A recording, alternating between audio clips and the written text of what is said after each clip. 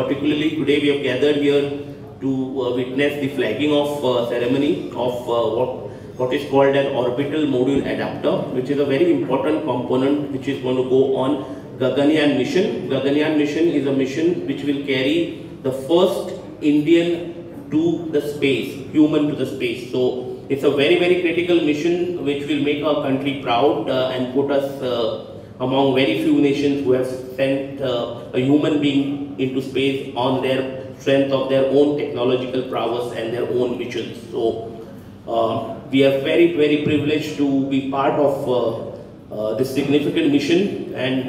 looking forward to many such more. As you are aware, we also were a significant contributor in Chandrayaan mission, which was a grand success, and the entire world saw India coming of age and achieving a feat of landing the lunar rover on the south pole